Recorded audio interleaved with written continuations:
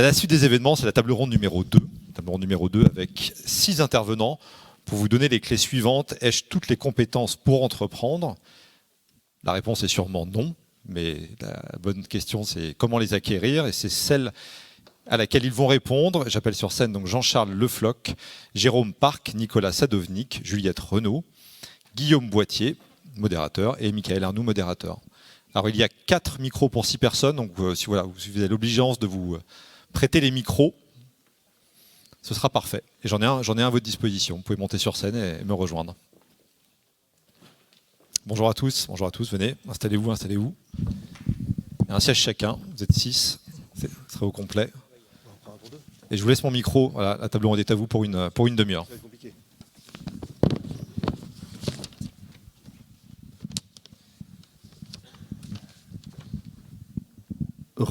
Bonjour à tous.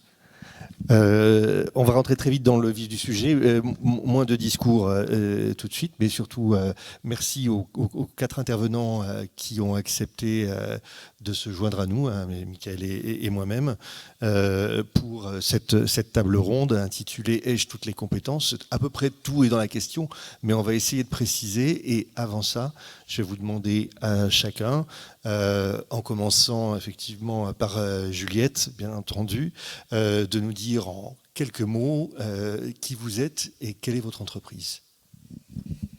Alors bonjour, je m'appelle Juliette Renaud, je dirige la société Genexpat qui va avoir 2 ans la semaine prochaine et qui conçoit et qui commercialise des tests de diagnostic pour certains types de cancers.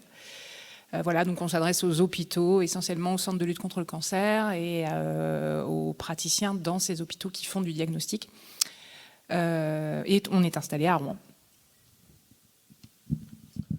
Je prends le relais, donc merci et bonjour à tous. Jérôme Parc, je suis cofondateur de la société Optolysis et nous développons des traitements pour les accidents vasculaires cérébraux en commençant par les formes hémorragiques qui sont un besoin médical non couvert. Bonjour à tous, Jean-Charles Lefloc, j'ai 38 ans, je suis le cofondateur de la société Heracles Robotics. On est spécialisé dans les travaux publics et on robotise des engins de chantier pour réaliser des opérations de terrassement sans conducteur d'engin. Bonjour à tous, Sadovnik Nicolas, je suis CTO de SquareTech et cofondateur également. Alors nous, notre objectif c'est de développer des matériaux qui sont capables de purifier l'air intérieur et qui ont l'avantage en fait d'être recyclables, ce qui est un breakthrough dans le domaine puisque ce sont les premiers matériaux qui le font. Merci donc à tous les 4 pour cette présentation. Donc, on a voulu faire un jeu de ping-pong sur cette table ronde avec 2 entreprises qui sont deep tech et qui ont besoin d'aller chercher des liens avec la recherche et des laboratoires, et 2 entreprises qui sont issues très fortement et qui ont des docteurs dans leurs entreprises et qui se sont lancées dans l'entrepreneuriat. Et donc on va poser des questions qui sont de temps en temps les mêmes, mais qui justement voient les 2 parties, les 2 facettes là-dessus. Donc on va commencer sur la première, et je m'adresse au docteur. En tant que jeune docteur, plus ou moins jeune, sur quel point se sent-on solide, compétent pour entreprendre? Quelles sont les compétences de doctorant qui se rapprochent le plus de celles de l'entrepreneuriat aujourd'hui? On va dire que pour une société de technologie innovante, on a forcément besoin de répondre à un problème. Et ça, clairement, c'est la formation par la recherche. C'est faire un état de l'art, identifier un problème, identifier une démarche pour la résoudre et mettre en place, donc, du coup, mettre en place la solution. Là intervient la société. Donc là, clairement, on est sur quelque chose, on va dire, de facile d'un point de vue démarche et d'un point de vue explication à d'autres de ce qu'on fait et de ce qu'on veut résoudre. Est-ce que tu peux réitérer la question ou la préciser un petit peu? Oui, donc du coup, sur quel point tu te sens solide là pour partir en termes de compétences, pour dire bon bah oui, ok, j'ai recensé le besoin, je gère un projet, bon bah voilà, je peux démarrer parce que Ouais, clairement le côté technique en fait, parce qu'on est issu de la recherche, donc en fait on a toutes les compétences en matière de R&D depuis. Donc lorsqu'on voit en fait qu'il y a quelque chose, un domaine dans lequel on peut innover, on est capable en fait de faire tout le cheminement entre le début, entre l'idée et puis jusqu'à la création en fait d'un prototype et ensuite pour enchaîner sur directement le go-to-market en fait.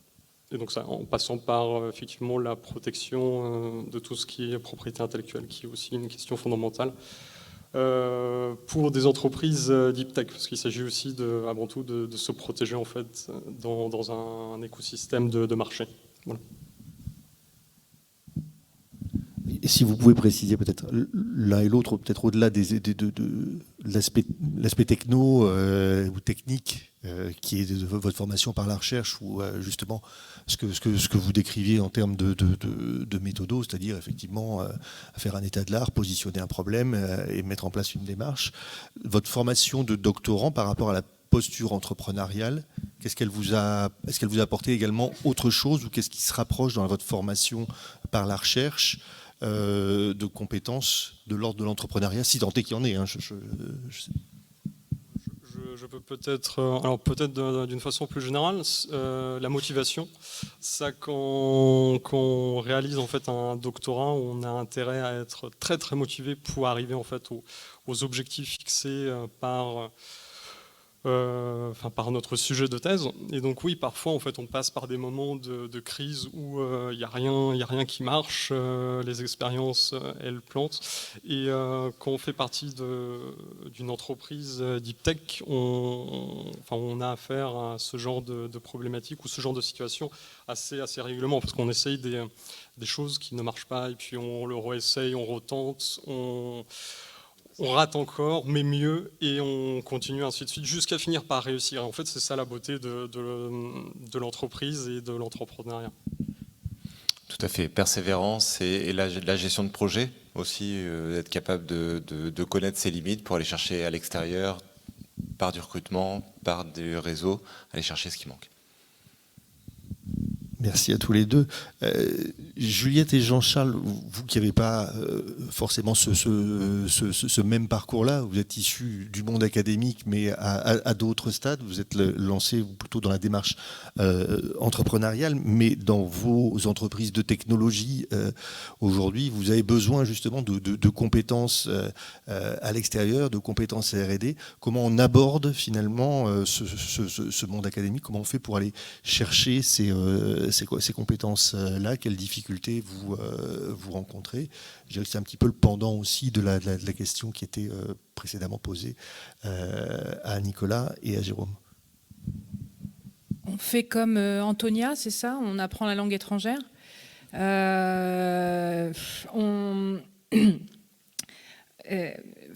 D'une certaine façon, si on est arrivé là, c'était pour nos autres compétences, du moins j'espère. Donc celle-là, on a assez vite conscience du fait qu'on n'a pas les connaissances techniques et ou scientifiques, mais en général, soit au travers de l'idée qu'on peut avoir, soit au travers des gens avec qui on est mis en lien et qui, eux, ont eu l'idée ou ont effectué les travaux de recherche. Ce lien-là, il y a déjà une forme de ce lien-là qui va se créer seul, et puis après, moi je trouve que j'ai pas eu forcément trop la difficulté au moment du lancement du projet, parce qu'en réalité, au moment où l'entreprise a été lancée, on avait déjà travaillé ensemble, donc on avait déjà créé un lien qui était un lien assez concret, relationnel, factuel, opérationnel. Le problème, à la limite, il est plutôt sur les évolutions de la société, c'est-à-dire à chaque fois qu'on va faire un pas en R&D, à chaque fois qu'on va discuter avec des nouvelles personnes, à chaque fois qu'on va réfléchir à de nouveaux produits, à des évolutions, on va être en relation potentiellement avec de nouvelles personnes, de nouvelles équipes, et donc là, des sujets qu'on connaît toujours pas. Et donc la difficulté, à la limite, je trouve qu'elle est plus là-dessus, c'est-à-dire qu'on est assez conscient de ce qui se passe au départ, mais par contre sur l'évolution de la R&D et sur les gens qui vont rejoindre le projet, là c'est un peu plus délicat, je trouve. Donc, Merci. Pour ma part, moi je viens d'un milieu qui est vraiment pour le coup très low-tech, les travaux publics. Donc j'ai travaillé pendant 15 ans dans le BTP. Donc ça permet de développer une certaine expertise, une expertise métier, et du coup de détacher vraiment les problématiques qu'on a et surtout d'adresser un vrai problème. Parce que rien de pire pour un entrepreneur que de développer une solution aussi belle qu'elle soit mais qui ne réponde pas à un vrai problème. Donc ça, quelque part, ça nous donne une certaine confiance. Mais malgré tout, on est très loin de tous les développements tech qui existent. Et donc c'est l'intérêt de se rapprocher de cet écosystème par l'intermédiaire, par exemple, de Normandie Incubation, notamment Michael, avec qui on a beaucoup échangé, qui m'a ouvert les portes à certaines universités, où c'est grâce notamment à lui qu'on a rencontré notre thésard Cifre qui travaille avec nous en ce moment. Et donc justement pour découvrir tout l'état de l'art de la technologie et de l'appliquer à notre problématique.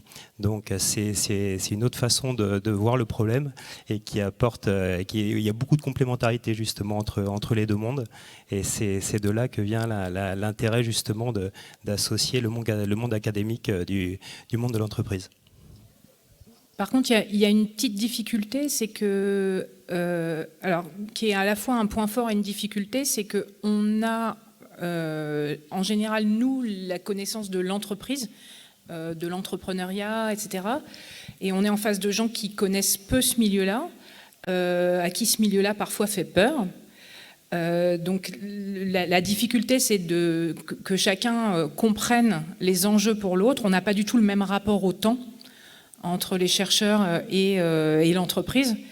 Donc arriver à comprendre ce qui est à la fois important pour l'autre et que l'autre comprenne ce qui est aussi important pour le fonctionnement d'entreprise, c'est à la fois une difficulté, c'est aussi ce qui crée le point fort de départ, parce que peut-être à la difficulté de ce que vous avez connu, les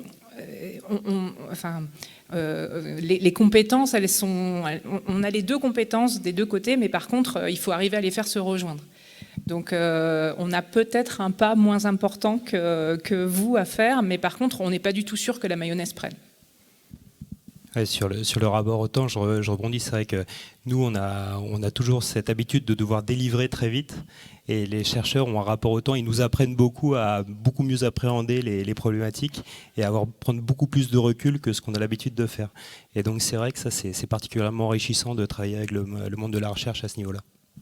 Et justement, je vais rebondir sur vos points. Vous parliez de compétences, vous êtes arrivé justement du monde de l'entrepreneuriat, et vous dites on est là pour les compétences, sans doute business, accès marché et tout ça. Et donc je vais me retourner vers les anciens chercheurs et dire voilà, vous lancez dans cette aventure entrepreneuriale. Quelles sont ces compétences qui vous font le plus défaut a priori? Vous pensez tiens, ouais, il me manque ça, et puis maintenant que vous y êtes depuis un certain temps, en regardant dans le rétroviseur, c'est de se dire finalement il me manquait quoi? Alors je rebondis sur ta question. Au début, peut-être les compétences qui me manquaient, ce serait la communication. En fait, quand on réalise une thèse, on est souvent seul dans le laboratoire, on passe des jours à chercher son encadrant, on ne trouve pas forcément de réponse. Alors que dans une entreprise, c'est totalement différent. C'est plus un fonctionnement comme une sorte de pieuvre. On a des collaborateurs qui sont là pour nous aider. Et nous aussi, on est là pour les aider. Donc c'est plus un travail d'équipe. Donc a posteriori, maintenant, c'est peut-être ça qui m'a un petit peu manqué au début. Pour ma part, je suis toujours ingénieur. Donc j'ai d'abord été ingénieur avant de poursuivre sur un doctorat. Donc il y a quand même quelques notions que je connaissais. Le problème, c'est de passer de la notion à la compétence, des capacités, mais rapidement des limites. D'où le fait d'avoir besoin d'un support qui a été externalisé. Alors la plus grosse limite est quand même dans la partie financière, où là il a fallu apprendre beaucoup. Vu le business model de la biotech, on apprend vite, mais ça a été le plus gros frein pour comprendre pourquoi des montages ne passaient pas. Du coup, on peut enchaîner sur la même question, mais pour vous deux, quand vous êtes... pourquoi aller chercher ce lien vers la recherche et se dire on aurait peut-être pu le faire en interne ou pas du tout, ou ces compétences Alors moi, une des principales compétences que j'avais pas, c'est que je sais pas coder. Et quand on veut faire de la deep tech, quand on veut faire de la robotique et qu'on ne sait pas coder, c'est quand même problématique. Donc ça, je sais toujours pas coder. Par contre, je sais comprendre les gens qui codent. Mais ça, ils ont un langage à part, ils ont une façon de travailler, ils ont une façon aussi d'être bloqués pendant X temps et puis débloqués en très peu de temps. C'est un milieu vraiment à part. Donc voilà, on apprend à travailler ensemble et c'est comme ça qu'on arrive aussi à se mettre en phase par rapport à ce qu'on doit livrer. Et ça s'acquiert assez rapidement. C'est de toute façon plus enrichissant d'aller chercher ces compétences-là chez les gens qui les ont. Ça s'improvise pas. Et puis accessoirement, on n'a pas le temps de tout faire, d'autant qu'on est quand même dans des entreprises pour lesquelles il y a des sujets un peu pointus. Pas uniquement d'ailleurs celui de la recherche, mais il y a quand même tout un certain nombre de thématiques qui sont un petit peu compliquées à gérer. Donc le fait de s'associer, de discuter, de travailler avec des gens qui ont vraiment ces compétences, c'est nécessaire, c'est agréable, enfin, ça fait vraiment partie du projet en tant que tel. Et puis c'est aussi notre rôle de faire ce lien-là et de faire justement que ça devienne quelque chose de plus concret et que ça prenne corps, quoi. Après, juste pour ajouter également, quand même, parce qu'on a quand même beaucoup parlé des incubateurs et de toutes les structures de support, c'est tout de même une source d'information et de formation continue, puisqu'il va y avoir différentes interventions dans des domaines très larges et variés. Je me souviens encore une fois d'avoir fait une formation pour apprendre à vendre des produits, alors que je n'en vends aucun tous les jours. Mais ça apporte quand même des réflexes et des manières de travailler qui sont importantes. Et avoir une capacité, je pense, de pouvoir faire un pas en arrière pour voir ce qu'on arrive à récupérer de cette formation qui peut être intéressant pour son domaine.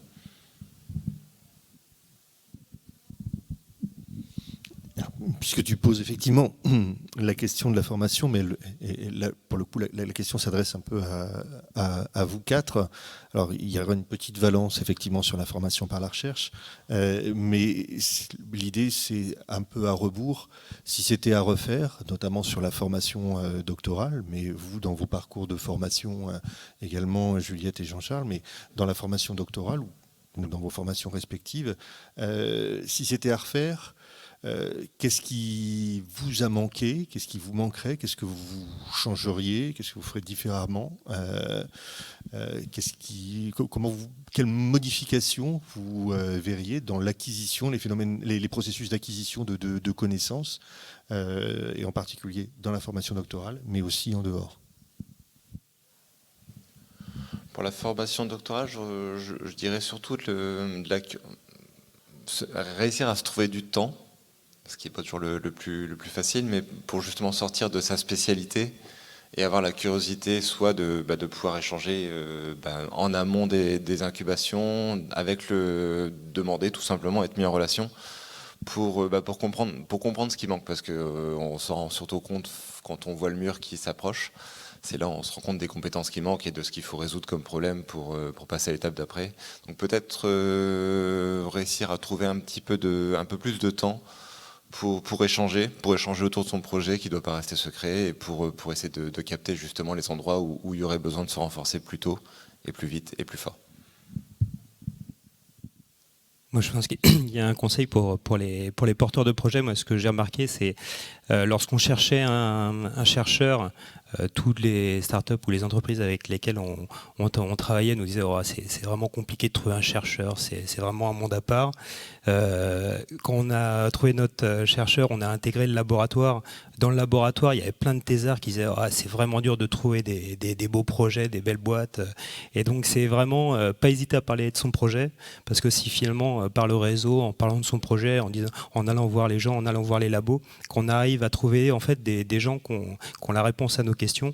Et il y a pas de, ça se trouve pas sur internet, quoi. C'est pas, on poste pas une annonce, une thèse c'est 3 ans, c'est très engageant, tant pour le thésard que pour l'entreprise d'ailleurs, parce qu'il faut apporter, faut poursuivre, faut accompagner le projet.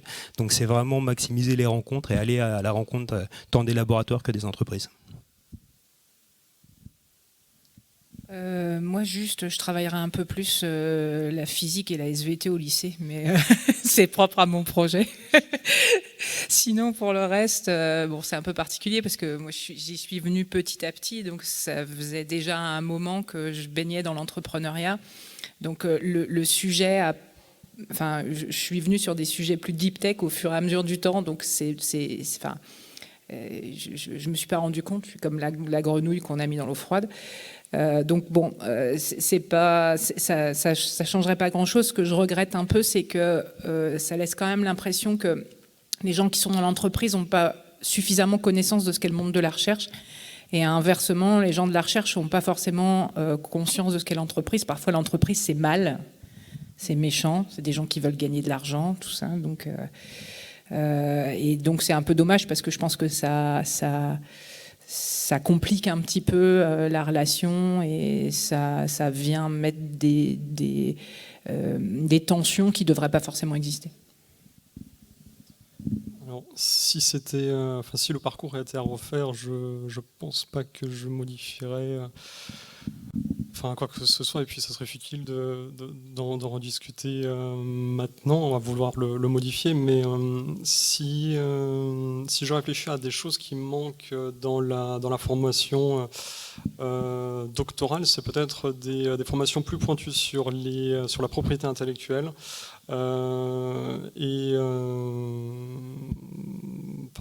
Voilà à peu près. Mais par contre, rien ne vous empêche d'être curieux, d'aller vous renseigner par vous-même, de vous auto-former. Parfois, ce sont des bons mécanismes. Et quand on fait de l'auto-entrepreneuriat, je pense qu'il est essentiel d'être curieux et de vouloir se renseigner par soi-même. Pour des questions de gain de temps, donc n'hésitez pas, vous avez le soir potentiellement le temps de le faire, donc n'hésitez pas à le faire, si j'avais un conseil à vous donner. Donc, on arrive bientôt à la fin de cette table ronde et du coup vous êtes en train vous avez réussi cette belle fusion entre le monde de la recherche et l'entrepreneuriat. Du coup, j'ai plus envie de poser une question autour de comment vous cherchez ces personnes, sur quels critères vous dites « Ah ouais, tiens, c'est la bonne ». Voilà, qu'est-ce que vous recherchez en prio chez un associé ou un collaborateur proche aussi important que quelqu'un qui gère le R&D ou le business. Voilà, comment on fait pour chercher, comment on fait pour trouver, et comment on fait pour que ça dure. Alors, on va essayer surtout de répondre de manière courte. Je suis spécialiste et je comprends mon sujet au début sur la partie technique, vu que je suis auteur du brevet qui a été déposé avec l'université. Néanmoins, ça reste une molécule et puis ça doit devenir, pour faire une image, ça doit devenir un comprimé d'une manière ou d'une autre. Donc entre la partie théorique et le comprimé, il y a quand même toute une série de spécialités que je ne maîtrise absolument pas et c'est comme du code, on me parle des choses de réglementaire, bon, si vous voulez. Donc il faut trouver à la fois la personne qui, pour nous on est une petite équipe, donc avoir les personnes qui soient compétentes, surtout qui soient motivées. Et le plus important sur cette personne, c'est on est 7 en tout là dans la société, c'est qu'on ait que des personnes qui puissent s'entendre entre elles et communiquer entre elles, parce que sinon, en étant chacun responsable d'une partie, s'il y a un maillon qui casse dans la chaîne, ça ne marchera pas. Donc pour nous, c'est les points principaux. C'est pas forcément chercher la meilleure compétence, avoir la compétence bien entendu, et surtout la complémentarité. Alors, il y a deux questions en une, parce que si c'est la question des collaborateurs ou si c'est la question plutôt des associés, c'est-à-dire des gens au global qui sont sur le projet. Enfin, nous, on a la particularité d'avoir des associés, j'allais dire nombreux depuis la création de l'entreprise, dont certains font partie de l'équipe de recherche à l'origine des travaux sur lesquels nous, on a travaillé pour développer les produits. Donc j'aurais tendance à dire bienveillance et poil à gratter, c'est-à-dire à la fois qu'ils aient effectivement conscience, qu'ils soient, s'ils sont là juste pour vous servir la soupe, ça sert à rien et ça marchera pas. Inversement, s'ils sont pas dans une démarche où on est tous ensemble sur un projet et on cherche à l'emmener dans la même direction, c'est compliqué aussi. Et puis attention quand même au fait qu'un bon associé pour vous n'est pas forcément un bon associé pour vos futurs investisseurs. Donc ça veut dire qu'il y a aussi du travail pour se dire cette personne est importante pour moi, je considère qu'elle fait partie du projet. Comment est-ce que, d'abord, est-ce que j'en suis sûr, en tout cas à l'instant T, et deux, comment est-ce que je vais le vendre à mes futurs investisseurs? Oui, alors c'est avant tout une histoire de personnes, parce qu'on travaille tout le temps ensemble, donc faut qu'il y ait un bon feeling. Donc le mieux c'est de se poser autour d'une bière pour bien se connaître, pour commencer les choses. Et puis ensuite, non, il y a un vrai sujet lié aux compétences et la manière dont il peut apporter sa valeur ajoutée au projet. Je prends notre exemple, par exemple, pour rebondir sur les investisseurs. Nous, nos investisseurs, leur question, c'est comment vous arriverez plus tard à intégrer ce chercheur, parce que c'est vraiment un key player de l'équipe. Donc ça rentre complètement dans ce qu'on se disait, quoi. Quand le chercheur devient un membre essentiel au fonctionnement de l'entreprise, là, ça veut dire que le recrutement a été bon et que ça fonctionne. Donc voilà, c'est essentiellement ces sujets-là, du feeling et des compétences. J'ai rien forcément à rajouter, mais surtout le plus important pour moi c'est la motivation et le feeling, le côté humain, parce qu'on reste des individus qui travaillons et collaborons ensemble, au sens du mot. Voilà. Merci. J'aime beaucoup, Juliette, la notion de bienveillance et de poil à gratter. Je pense que c'est aussi peut-être... Jérôme disait c'est important de bien s'entendre. Est-ce que c'est pas aussi important à un moment aussi de pouvoir se châtaigner et peut-être aussi de se disputer avec son associé. Si on a une divergence de vue, il faut pouvoir aussi, à un moment donné, peut-être... Ça peut être sain aussi dans des situations plus délicates. Voilà, mais je trouve que le résumé, peut-être bienveillance et poil à gratter, ça me plaisait pas mal. Je ne sais pas si, in fine, vous retrouvez tous dans cette dimension-là. Avant qu'on conclue cette table ronde, je voulais demander si dans la salle, il y en avait quelques personnes présentes qui souhaitaient poser une question aux membres de la table ronde. Je ne vois pas de main se lever. Il me reste donc effectivement, je crois on est parfaitement dans le timing. On me fait signe que c'est impeccable. Alors je vais remercier. Alors comme effectivement il faut soigner parfois effectivement faire de la discrimination positive. Je vais remercier en premier lieu Nicolas qui est le seul qui n'a pas un prénom qui commence par un J. Donc merci à Nicolas, merci à Juliette, merci à Jean-Charles et puis merci à Jérôme et puis merci à Michael d'avoir pris part à l'animation de cette table avec moi.